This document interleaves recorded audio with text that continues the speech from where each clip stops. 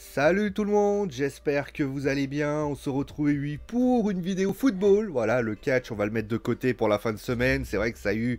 L'actualité a été très riche au niveau du catch. Alors forcément, on a parlé de catch, on a bouffé du catch. Pour les footeux, ça a été un peu compliqué.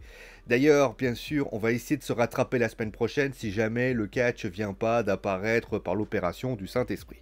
Bon, en tout cas, j'espère que vous allez bien sous cette chaleur. Bien sûr, hydratez-vous. Essayez bien sûr de prendre votre temps et bien évidemment de faire attention à vos proches pour ainsi dire. Bon, allez, trêve de bavardage, on va parler bien sûr du Paris Saint-Germain et on va parler peut-être d'un sujet qui m'intéresse, que je trouve très intéressant, c'est le côté boulimique du PSG. Alors, pas le côté club du PSG pour une fois, même si le PSG a été un club bling-bling, boulimique et tout ce qui va avec. Ce sont a priori les supporters que j'ai vu quelque part dans les réseaux sociaux, et tu constates que de plus en plus, au fil des années, donc depuis que les Qataris sont arrivés, que le PSG, certes a pris une dimension mondiale, c'est devenu quasiment une marque pour ainsi dire, mais on a l'impression qu'il y a une réelle scissure entre les entre les supporters du PSG qui notamment ont fait une sorte de grève des encouragements. Je pense au collectif Ultra Paris. Je pense à certains supporters qui ne savent pas vraiment ce que ce projet veut dire, qui sont en colère, qui pleurent, qui, en fait, tout simplement, sont des supporters de football et qui ont le PSG dans le sang depuis des années. Et il y a les autres supporters qui sont là, côté familial, qui, on va pas se leurrer, sont plus un supporter plus là parce qu'il a vu Messi, il a vu Neymar, il a vu le fait que c'était cool. Et en fait, dans sa tête, même au niveau de l'entraîneur, il se dit que cet entraîneur-là, il n'est pas assez beau pour le Paris Saint-Germain. Alors, on va pas se leurrer, on va revenir sur les choses clairement et je devais donner mon avis justement sur cette phrase et sur ce côté supporter pour vous donner mon avis sur en fait la direction qu'est en train de prendre le Paris Saint-Germain et je vais vous dire voilà si c'est une bonne direction ou une mauvaise direction et plus important c'est est-ce que ces supporters qui soient trop vindicatifs et qui veulent du bling bling ou inversement ceux qui veulent tout simplement des guerriers, lequel a raison concrètement. Et donc on va commencer tout de suite par parler de ça. Donc on va commencer comme à chaque fois bien sûr par parler des faits, parce que moi j'aime bien parler de faits, je ne vais pas m'amuser à vous balancer des choses qui ne sont pas réelles. Le Paris Saint-Germain est en train de vouloir vendre certains joueurs. Le problème, c'est que vous le savez, beaucoup de joueurs malheureusement ont des contrats extra larges proposés notamment par Monsieur Leonardo, mais également par les dirigeants auparavant. Salut Antero. Et donc forcément, il est compliqué pour les dirigeants parisiens de vendre ces joueurs-là. Voilà, clairement, on pense notamment à Mauro Icardi, on pense notamment à Leandro Paredes, à Danilo Pereira, même si Danilo Pereira n'est pas le pire à gérer concrètement, on pense à Levin Kurzawa, on pense notamment bien sûr à Julian Draxler, on pense à tous ces joueurs qui, Ander Herrera bien sûr, mais après, encore une fois, on va revenir sur certains joueurs, parce qu'il y a des joueurs qu'on pourrait conserver. Je vais revenir là-dessus après.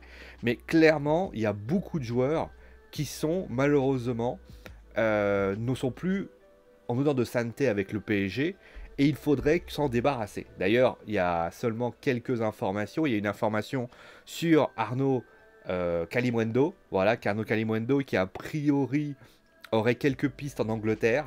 Donc le PSG serait enclin à le vendre. Et Thilo Kehrer, mais après, il n'y a pas beaucoup de pistes. Il y avait une piste avec Arsenal l'année dernière, mais a priori, ça ne marche pas. Après, est-ce que le PSG peut réussir à les vendre? La seule éventualité serait la Coupe du Monde. Parce que vous l'avez forcément compris, le PSG va jouer littéralement une nouvelle ère au niveau de cette saison. Et il se passe que si les joueurs veulent arriver en Coupe du Monde et jouer avec Adoa, concrètement, il va falloir qu'ils jouent. Et un mec comme Mauro Icardi, s'il ne joue pas, la Coupe du Monde, elle va l'avoir à la télévision. Voilà. Après, la question est toujours pareille. Est-ce que tu privilégies ta carrière internationale? Est-ce que tu privilégies ta carrière sportive? Ou est-ce que tu privilégies d'avoir un bon chèque? Ça, après, c'est chacun fait sa vie au niveau des joueurs.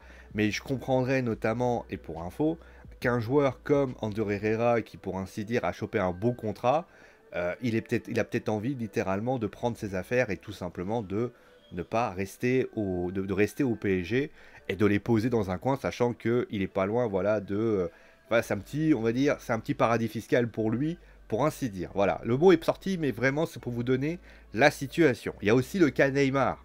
Alors, même si le cas Neymar a été, on va dire, endormi depuis quelques semaines, il semblerait que le PSG veuille s'en débarrasser. D'après les informations que l'on a, qui a été glanées de ci, de là, on a notamment, a priori, un Neymar qui ça aurait été choisi, voilà, on aurait décidé de le laisser.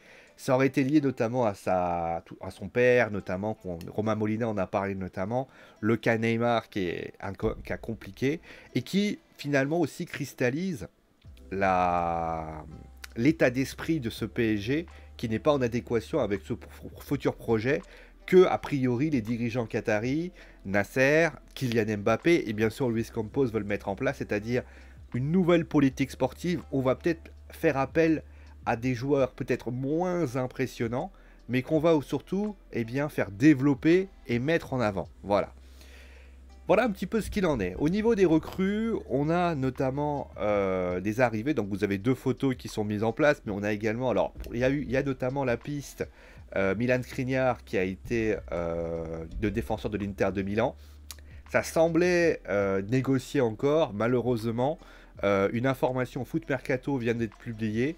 Il s'avère que, a priori, le PSG verrait l'Inter un peu être trop gourmand. L'Inter de Milan réclamerait 80 millions d'euros, alors que le PSG en demanderait 70.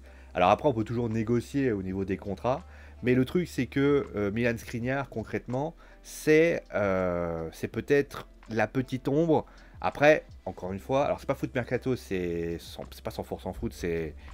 vous retrouverez le lien. Concrètement, voilà, concrètement, Milan Skriniar, ça semble avoir pris du plomb dans l'aile. Encore une fois, tout ça est mis en place. Ensuite, on a Gianluca Scamacca. Les dirigeants sont en train de discuter avec les clubs et avec lui. A priori, il y aurait quand même des bonnes avancées avec lui. Et enfin, Vitinha. Alors Vitinha, c'est quasiment fait pour une raison simple, c'est qu'il a une clause libératoire à 40 millions d'euros avec le FC Porto. Il s'avère que si le PSG paye la clause, le PSG fait venir Vitinha. Voilà, c'est aussi simple que ça, il n'y a pas besoin de chercher à midi à 14 h pour ainsi dire. D'ailleurs, au niveau des prix que le PSG semble proposer, il semblerait que, alors soit c'est en relation avec les ventes, et là à ce moment-là, il va falloir vraiment vendre, soit la fameuse enveloppe de transfert de 80 millions d'euros était du pipeau et finalement ça n'est rien. Voilà, sachant que la fameuse enveloppe de transfert incluait notamment le départ de Mauricio Pochettino. Donc, à un moment donné, je trouve ça un peu étonnant qu'on ait une somme aussi faible dans cette histoire. Alors, si c'est retiré, ok, mais concrètement, 40 millions, 80 millions, Scamacca, on peut imaginer 30 à 40 aussi, on a quand même sur du 120 millions, encore une fois, hein, et on n'est pas sur des joueurs gratuits cette année. Là, on paye comptant concrètement, donc ça veut dire ce que ça veut dire. Donc voilà un petit peu les informations qu'on avait. A priori, Paul Pogba, lui, va aller du côté de la Juve. Au niveau des départs, je n'ai pas parlé de Sergio Ramos. A priori, il a une dernière année de contrat. Je pense que le PSG va le conserver pour la forme. J'imagine que le PSG va le garder pour ça. Pour Keylor Navas, le PSG, Keylor Navas lui-même a indiqué qu'il resterait au PSG. De toute façon, pareil, hein, voilà, c'est... Après, moi honnêtement, il y a beaucoup de joueurs, je peux trouver ça un peu limite. Je pense à Icardi, je pense à d'autres. Mais quelqu'un comme Keylor Navas, j'ai envie de dire que c'est un peu bien fait pour votre gueule, le PSG, quoi. C'est-à-dire que vous avez décidé de prolonger un joueur qui vous a sauvé la vie lors d'il y a 2 ans, maintenant, parce que c'est quand même, maintenant c'est la saison actuelle est finie, et vous faites quoi? Vous récupérez Donnarumma. À un moment donné, j'ai envie de vous dire, si jamais vous aviez eu envie de vous mettre une balle dans le pied, et la balle vous l'avez prise tellement dans le pied qu'à un moment donné elle a traversé le sol, qu'à un moment donné, il faut savoir dire les choses, clairement. Maintenant, la question c'est, est-ce que cette nouvelle politique sportive, quand même, parce que faut quand même rappeler qu'on est quand même passé de Pogba, on est quand même passé de Dembélé. Alors Dembélé, encore une fois, c'est pas, j'ai pas d'infos sur Dembélé aujourd'hui. Il y avait des rumeurs comme quoi il y avait un contrat qui était fait, etc. Mais j'ai toujours pas d'infos sur Ousmane Dembélé. Alors là, clairement, je vais pas m'avancer là-dessus. Peut-être que c'est la surprise du chef de Luis Campos. Mais il faut quand même reconnaître que quand on regarde le mercato et les noms qui sont proposés, on est quand même passé de Ousmane Dembélé, de Paul Pogba. On est quand même passé sur des joueurs, ce que j'appelle... Alors, le terme peut paraître péjoratif, mais il a un but. Hein. Bling Bling, Star, vraiment, qui ont quand même de sacrés... qui sont quand même des joueurs confirmés. Alors, Miran Skriniar est autre chose. Mais concrètement, voilà. Et on est passé de ça à, concrètement, à des joueurs beaucoup plus, déjà jeunes. Voilà, Vitinha a 23-24 ans, je crois, 22-23 ans. On a Scamacca qui a 22-23 ans. On a des joueurs comme, notamment, par exemple, Kylian Mbappé, qui est très jeune. On a Nuno Mendes, qui est très jeune. On a Hakimi, qui est très jeune. On a notamment des joueurs comme, a priori, qui pourraient être pistés, qui sont Scamacca, Vitinha, attendez, lequel j'ai oublié? Bon, je sais plus. Bon, écoutez, après, Ousmane Dembélé irait dans le projet, pour ainsi dire, concrètement.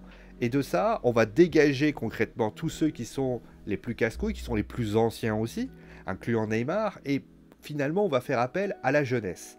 Et ça, justement, beaucoup de supporters parisiens... Alors, après, ça vient aussi au niveau de l'entraîneur. J'ai entendu un supporter sur RMC dire, moi, si jamais j'ai un dirigeant, si les dirigeants décident de choisir Christophe Galtier, bah vous savez quoi, moi je ne supporterai plus le PSG. Ça va dans les comptes de ces fameux supporters qui sont des supporters finalement de période, si vous voulez. C'est-à-dire que ce sont des supporters qui aiment le PSG quand il y a Messi, mais qui n'aiment plus le PSG quand ils aiment Messi, quand il n'y a plus Messi. Là, on arrive notamment à ces trucs-là. Je ne sais pas si le choix de Christophe Galtier est une bonne ou une mauvaise idée. Moi, de toute façon, j'en avais fait une vidéo dessus, et j'avais parlé de ça, notamment où j'avais dit ce que je pensais des différents entraîneurs et différentes pistes proposées par le Paris Saint-Germain. Je pense à Sergio Conceição, je pense à... On avait Ruben Amorim. Alors, j'ai une personne qui m'a envoyé un message en me disant « Ouais, il a déjà entraîné des grands clubs. » Alors, c'est pas pour t'offenser, l'ami, mais Porto, aux dernières nouvelles, si Porto est un grand club portugais... par rapport à l'échelle mondiale, c'est pas non plus... je pense que Tottenham est plus fort. Après, c'est mon avis, encore une fois, hein, mais bon, voilà. Alors, peut-être que tu es d'origine portugaise, natif de Porto, donc forcément, je t'ai frustré et tout ça. Parce que oui, bien évidemment, on peut parler de football sans être littéralement en train d'être menaçant. Voilà. Bon, en tout cas, revenons à ça. Donc, nous avons donc Antonio Henrique qui est là pour vendre les joueurs, concrètement. Mais concrètement, nous avons... Déjà... Nous avons concrètement, voilà, donc, bah, étonnamment parlant, ces gens-là, concrètement, il ne faut pas compter sur eux. Parce que, voilà, ces supporters sont des supporters versatiles. Ils vont là où le vent les emmène. D'ailleurs, de manière très inversée, j'avais un mec qui disait sur Twitter, ouais, moi, si jamais il récupère Skriniar, bah, moi, ça sera ma deuxième équipe préférée. Donc, tu vas recruter. Donc, ça veut dire que parce que tu as des mecs de l'Inter qui viennent, tu vas les supporter. Vous voyez, il faut des vrais supporters. Et de ça, il faut quoi? Il faut un projet. Et donc, on va continuer maintenant par parler de la deuxième chose. Alors après, le club pour Collectif Ultra Paris veulent des guerriers, concrètement. Alors, avoir des guerriers, concrètement, des mecs qui aiment le club, des mecs qui veulent s'investir dans le club et donner littéralement ça. Parce que, quel était le problème du PSG de ces dernières années? Vous demandiez à Neymar, Messi de vous citer un des grands noms du PSG qui ont fait monter le PSG en Ligue 1, ils étaient incapables de vous le dire. Vous parliez notamment, Presco par exemple, Kimpembe, avait cette qualité, il le savait. Vous parlez de Marquinhos, il savait. Il y a beaucoup de joueurs, notamment au PSG, qui notamment ne connaissent pas l'histoire du club, concrètement. D'ailleurs, ils ne savent même pas parfois ne pas parler français. Hein, voilà. Mais pour ce qui s'agit du Paris Saint-Germain, le Paris Saint-Germain, concrètement, dans cette histoire, le PSG a cette qualité, concrètement, cette qualité de vouloir revenir aux sources et de revenir sur, sur des joueurs un peu moins bling-bling par rapport à ça. Moi, je pense que si les supporters, le club veut ces joueurs-là, et ces joueurs, on va dire, plus guerriers, plus que ça, je pense que le club doit comprendre que Certes, ils auront ces joueurs-là, et ces joueurs-là seront de bonne qualité, parce que Vitinha est un bon joueur, Scamacca est un bon joueur, mais il va falloir accepter que ces joueurs ne soient pas au plein potentiel dans quelques années. Il va falloir accepter surtout quelque chose d'important, eh ben, c'est que le PSG ne sera pas performant la saison prochaine. C'est-à-dire que si vous imaginez le PSG gagner la Ligue des Champions, parce que le problème des supporters du PSG dans cette histoire, alors encore une fois, les vieux de la vieille, c'est pas le cas, parce que, mais en tout cas pour ce qui s'agit du PSG lui-même, on veut la Ligue des Champions.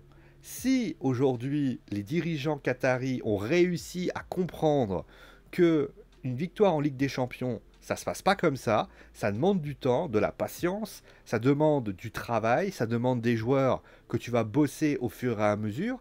Là, tu passes d'un projet bling bling à la galactique du Real Madrid de l'époque à un projet plus Liverpool, lui avec notamment Liverpool, avec Manchester City même, parce quand ils ont récupéré Jack Grealish, il est tout jeune, Jack Grealish, il va pouvoir le faire monter.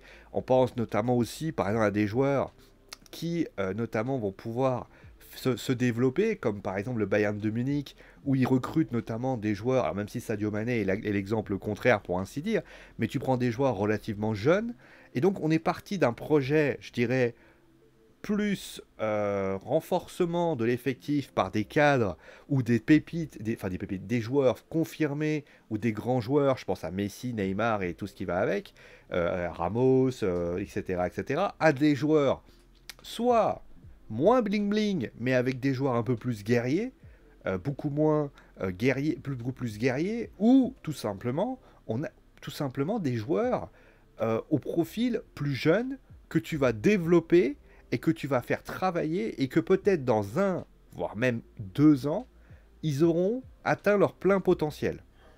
C'est un gros changement. Déjà, ça représente plus, d'ailleurs, on va le dire, ça ressemble plus déjà à quelqu'un, ça ressemble plus à Luis Campos. Luis Campos aime bien recruter à bas prix, déjà, mais il aime beaucoup recruter des joueurs qui sont des joueurs assez jeunes, qui va pouvoir développer dans cette histoire. Je pense notamment, par exemple, du côté de Lille, on peut citer par exemple Jonathan David, aujourd'hui, qui est à son plein potentiel aujourd'hui, parce que même s'il n'a pas toujours été... L'année dernière, par exemple, prenez il y a 2 ans. Il y a 2 ans, il arrive. Certes, le LOSC gagne le titre, mais c'est pas le joueur numéro 1. Là, au LOSC, il est, pour ainsi dire, le meilleur buteur de Ligue 1 au LOSC. Concrètement, on peut citer par exemple également Jonathan Iconé, on peut citer notamment par exemple quelqu'un comme Sven Botman, par exemple, on peut citer quelqu'un comme Mike Maignan, on peut citer par exemple quelqu'un comme, qui c'est, je peux citer encore qui notamment, Victor Osimhen. Voilà, Victor Osimhen. Donc on a quand même des joueurs comme Victor Osimhen, des joueurs qui sont des joueurs relativement jeunes, qu'on va développer et qu'on va travailler et qu'on va leur donner le plein potentiel dans les prochaines années. Et ça, attention, là du côté des supporters, ce que j'appelle les supporters fâchés, qui veulent du bling bling, là clairement, c'est pas votre cœur de cible. Voilà, c'est pas votre cœur de cible. Alors encore une fois, hein, vous reviendrez peut-être s'il y a des résultats. Peut-être, alors dans la liste, peut-être qu'il y en a certains qui sont perplexes, qui se disent ouais, comment avec Neymar, Mbappé et je sais pas, Ramos et toute la clique, on n'a pas réussi à gagner la Ligue des Champions, et là on va réussir à gagner la Ligue des Champions avec des joueurs de 22-23 ans, avec un entraîneur qui a priori serait Christophe Galtier. Comment t'expliques ça? Alors déjà, première chose, à ces gens-là, j'ai envie de leur répondre, ben quelqu'un comme Christophe Galtier, bah, aux dernières nouvelles, c'est quand même quelqu'un qui, depuis des années, c'est-à-dire depuis qu'il a pris Saint-Étienne, n'a jamais eu de mauvais résultats. D'accord? Il n'a jamais eu de mauvais résultats. Vous prenez par exemple toute la lignée de ça, vous avez un LOSC tout est toujours très constant, un Saint-Étienne, quand il le récupère, qui est l'un des meilleurs clubs, qui notamment fait taper le PSG, qui remporte une coupe nationale. D'ailleurs, depuis très longtemps, les Verts ne l'avaient pas remporté. D'ailleurs, quand tu vois comment devient les Verts aujourd'hui, tu te dis dans ta tête que Christophe Galtier était le lien entre l'ancien Stéphanois et le nouveau Stéphanois. Parce que le Beaujolais stéphanois n'existe pas, bien évidemment. Donc, pour ainsi dire, donc voilà. Et donc, Christophe Galtier, moi, je pense, encore une fois, que oui, c'est pas bling bling, mais regardez par exemple, aussi on peut parler des autres noms. Vous avez eu Carlo Ancelotti, qui a eu notamment les quarts de finale. On a eu Laurent Blanc. Laurent Blanc a fait partie de la période la plus intéressante du PSG. Attention, je dis pas que c'était le meilleur, mais souvenez-vous de la période où c'était la meilleure équipe de Ligue 1, où il marchait sur tout le monde, et l'équipe, à la limite, si Laurent Blanc avait pas fait une erreur, avait fait des erreurs en quart de finale de Ligue des Champions, il y avait eu notamment l'affaire Serge Aurier, le PSG aurait peut-être pas remporté la Ligue des Champions, mais aurait fait race nette de la Ligue des Champions. Donc ça s'est joué à ça, concrètement. Donc concrètement, moi je vais pas je vais être honnête avec vous, le PSG à l'époque, et excusez-moi, le PSG de l'époque, c'était pas des joueurs, il y avait pas, certes il y avait Ibrahimovic, il y avait Thiago Silva, ça c'est clair, mais sinon vous aviez Sirigu dans les buts, vous aviez Verratti qui était tout jeune, même si Verratti a toujours pas compris, il fallait pas qu'il parle avec l'arbitre, vous aviez quelqu'un comme Marquinhos, vous aviez Serge Aurier. Alors je sais que certains vont me dire oui, Serge Aurier il est nul, voilà, etc. Mais rappelez-vous que Serge Aurier à l'époque était considéré comme l'un des meilleurs défenseurs on va dire, de Ligue 1, voire même le meilleur défenseur de Ligue 1, voire même l'un des défenseurs latérales droits du monde. Faut le dire. On avait notamment à gauche un mec comme Levi Kurzawa qui était quand même prometteur, qui certes a perdu son football, même si je pense que le PSG l'a pas aidé à le retrouver. On avait Ezequiel Lavezzi, on avait notamment il y avait Thiago Motta qui était un petit peu l'expérimenté, mais on avait des joueurs comme comme Blaise Matuidi, on avait excusez-moi la paire Matuidi Verratti Motta. C'était pas c'est un trio du milieu de terrain qui était considéré comme l'un des meilleurs. Et pourtant, excusez-moi, si vous faites les tris des autres clubs de l'époque, je pense que vous aviez du Modric, vous aviez du Kroos, et pourtant ils n'avaient pas à rougir de ça.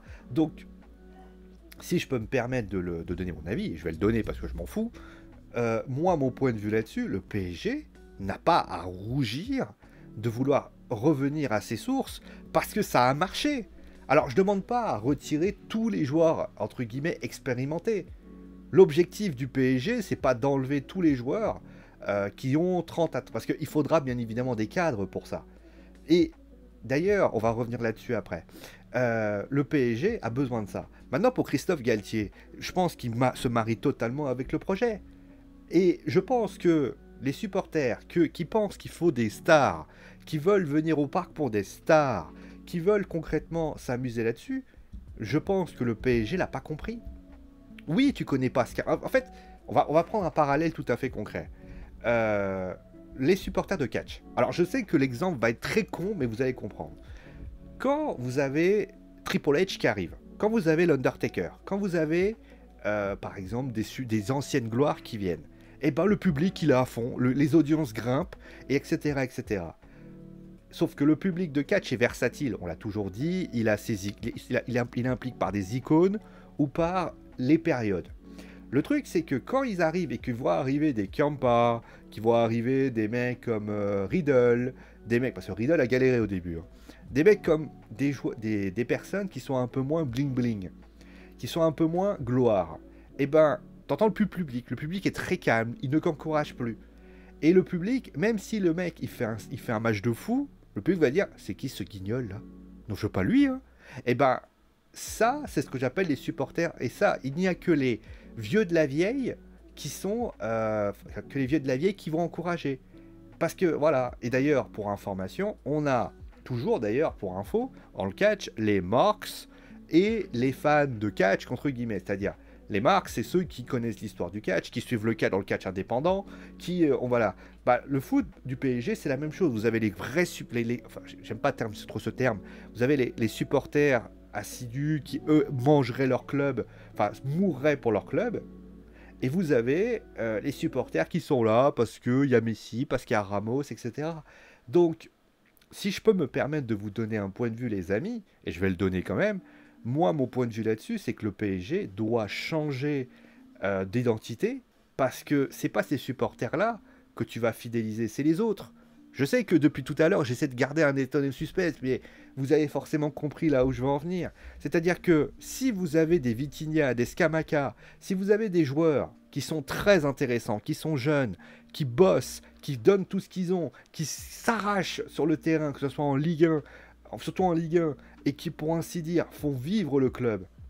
Mais le PSG, vous savez que s'ils se font éliminer en quart de finale de Ligue des Champions, et qu'à un moment donné, les mecs, ils sont rincés de ces rincés, et qui sont au sol, et qui peuvent plus bouger.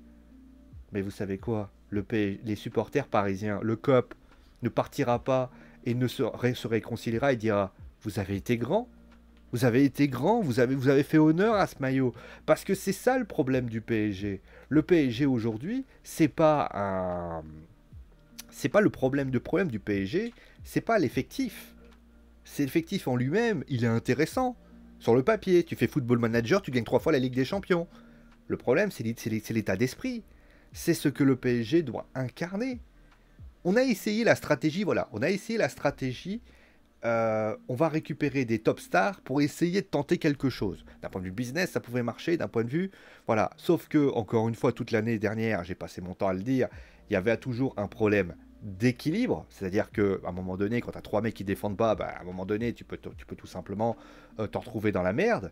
Et tu as notamment, maintenant, on va tout changer. On part sur déjà un conseiller sportif qui n'est plus le conseiller sportif clinquant à la Leonardo, un peu classe, etc.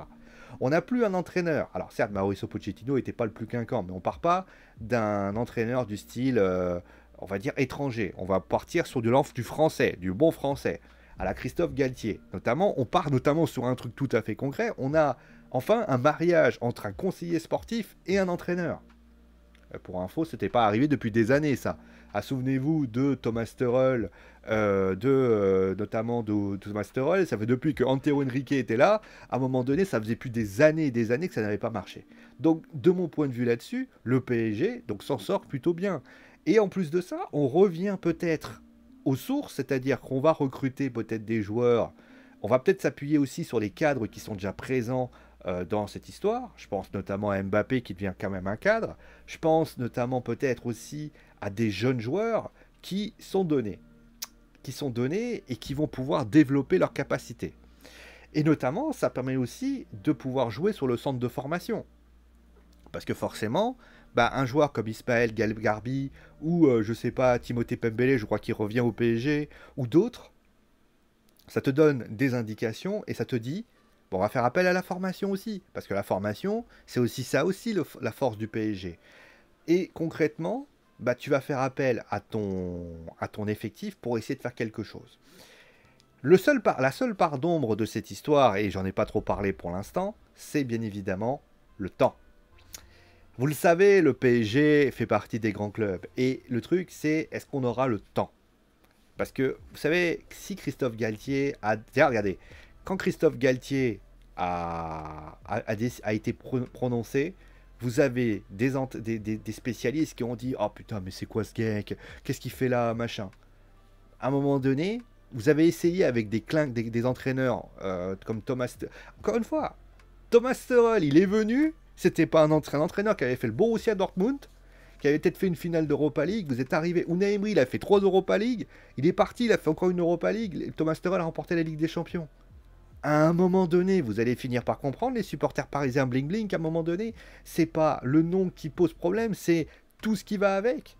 Là, vous êtes en train d'avoir un mariage entre Campos et Galtier qui semble bien marcher, et ça semble être allé.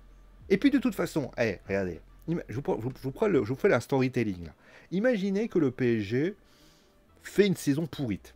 Ils sont 9e de Ligue 1, on va prendre le cas le plus concret. Ils sont éliminés de la Ligue des Champions. J'y crois pas du tout, parce que quand même, avec un effectif comme ça, si t'es 9e de Ligue 1, c'est quand même inquiétant. Mais imaginez, ils seront éliminés, on va dire, lors des phases de poule, voilà, je vais y arriver, de la Ligue des Champions. En coupe, ils se font dégager comme des salles propres, et au final, ils n'y arrivent pas. Imaginez. Vous avez l'équipe de France. L'équipe de France qui fait une belle épopée mondiale, en Coupe du Monde. Le Gret arrive et fait: j'ai choisi Didier Deschamps. L'année prochaine, vous continuez à taper sur Zidane. En fait, vous allez voir Zidane encore. Voilà, c'est tout. Alors, peut-être que ça sera pas Zidane, mais sinon, vous allez voir Pep Guardiola. Pep Guardiola, d'après ce que j'ai compris, il est en fin de contrat l'année prochaine. Donc, j'ai envie de vous dire, même si Christophe Galtier, ça se passe pas bien. Après, en plus, Pep Guardiola, ou notamment Zinedine Zidane, bah, il va avoir un effectif assez jeune, qui va pouvoir travailler dessus, et en plus de ça, vous allez pouvoir tout faire. En plus, vous aurez plus de avoir la main au cul, parce qu'au final, vous allez avoir tout ça. J'ai envie de vous dire, vous êtes gagnant dans l'histoire. Hein. Donc voilà, moi honnêtement, je vous dis la vérité, c'est peut-être la première fois depuis des années, et ça fait quand même pas un paquet de temps que je le dis, que je suis optimiste. D'habitude, j'étais toujours pessimiste. Regardez mes vidéos précédentes, j'étais toujours en mode oh putain. Là, je trouve qu'il y a quand même matière à être optimiste. Il y a matière à, à se dire qu'il y a quand même comment on appelle ça, des matières à travailler. Pour la première fois, on a l'impression que le PSG est passé d'un club de bling bling, la Fashion Weeks, à un vrai club de football.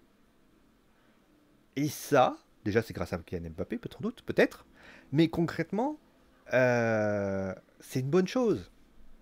Après, pour les supporters qui sont bling bling, qui veulent du Messi, qui veulent les meilleurs joueurs, les joueurs les plus clinquants, d'ailleurs quand j'entends notamment certains joueurs, ce qui me fait rigoler d'ailleurs, je vais te raconter une anecdote, quand c'était sur TPMP, alors bien évidemment ça vaut ce que ça vaut, hein, et que tu vois qu'un certain Guillaume Janton, à un moment donné, alors si jamais il me fait un tweet, il m'envoie un message, je vous jure, je le publie. Juste pour dire que c'est quand même moi, hein, le petit mec dans ma chambre avec un poster de Edge.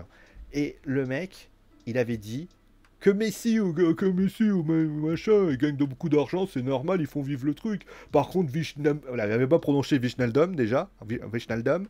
Ah oui, Wijnaldum d'ailleurs, par exemple, Wijnaldum. Voilà un joueur qui pourrait se retrouver dans l'équilibre avec un mec comme Galtier. Mais bon, bref, c'est pas le mégare. Et il disait, oh, lui, qu'est-ce qu'il coûte tellement d'argent, il est pas connu, machin. Espèce de guignol. À un moment donné, c'est pas parce que le mec il est pas connu qu'il a pas le droit de gagner beaucoup d'argent. Hein, toi tu fais des reportages, on sait même pas ce que tu fais comme reportage à un moment donné, ferme ta gueule. Hein, désolé, pardon, excusez-moi. Je vais faire une Patrice Evra, j'ai fait. Voilà, il faut y aller volant à un moment donné, comme ça il va réagir. Les gens vont dire, ouais, il y a un petit con qui t'a critiqué. Je vais faire, hey, je vais taper quoi? Hashtag Guillaume Janton. Je vous jure sur Twitter, je fais hashtag Guillaume Janton. Et s'il me répond, je suis heureux.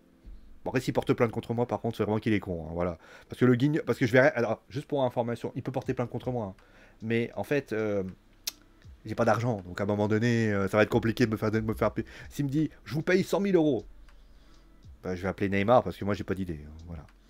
Bon, allez, plaisanterie mise à part. En tout cas, merci à vous tous d'avoir suivi l'émission. Portez-vous bien, en tout cas. Et dites-moi d'ailleurs ce que vous pensez de ce nouveau PSG, bien évidemment. Et bien évidemment, prenez soin de vous. Et ciao, les amis.